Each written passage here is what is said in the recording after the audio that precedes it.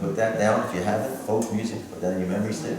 Folkmusicnotebook.com. As a matter of fact, this weekend I'm the featured artist on an 18-minute or 20-minute showcase of 4 songs live that I made a video for them for. But they also run wonderful folk programming 24/7 on the internet, and they have Utah's show, Loafer's Glory. The Utah Phillips did 100 one-hour episodes for NPR back in the late 90s of a show he called Loafer's Glory, and each show had a different theme.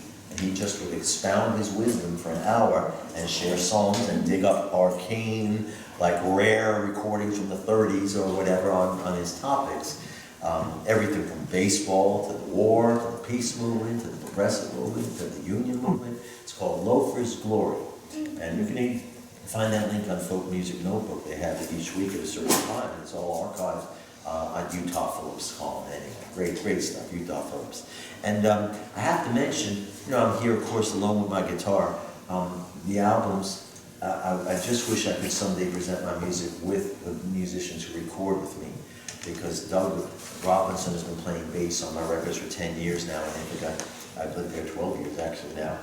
Rich DiPaolo on the guitar, Mary Brett Lorson, just a wonderful vocalist on the album, and Michael Wellen on drums, the core of my musician friends that play with me. Of course, couldn't afford to bring them anywhere on the road, so that even to hear, But it's not like you hear the songs like this. There's some wonderful singing and playing going on.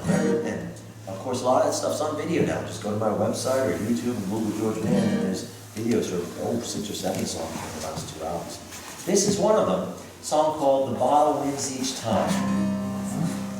And, I'll be honest with you, I never was much of a drinker.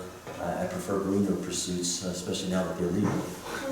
The war is over against those who do that. I know people in their 80s who eat it, just for relaxing their brain, their backs and their shoulders before they go to bed, It truly is a wonderful medicine for many people.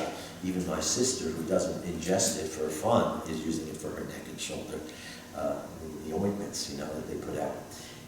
But alcohol's never been a big part of my life.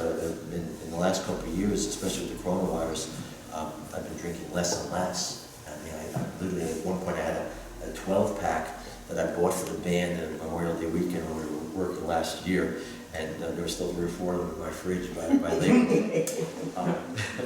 But alcohol's been a problem for some of my dear friends, and I've lost friends over it, and I've seen friends' lives ruined by it.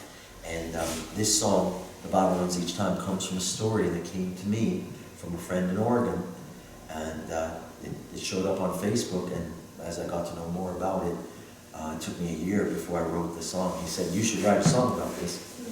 It was the birth mother of his adopted son, and she was a homeless alcoholic in San Francisco.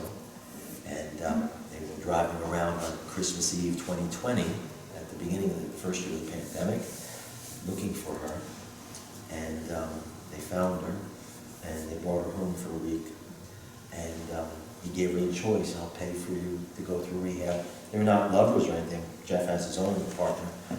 This was just the adopted mother, the birth mother, that he adopted this boy at birth with his partner. And he said, "I'll give you a choice. You can stay here. We'll take care of you. We'll put you through rehab. He's got a salary. He's a school teacher.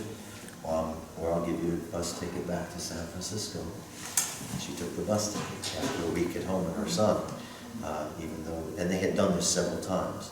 So I did write this song about those events. And then last May she was found dead on the streets of San Francisco, or brought in comatose. She was only 38 years old.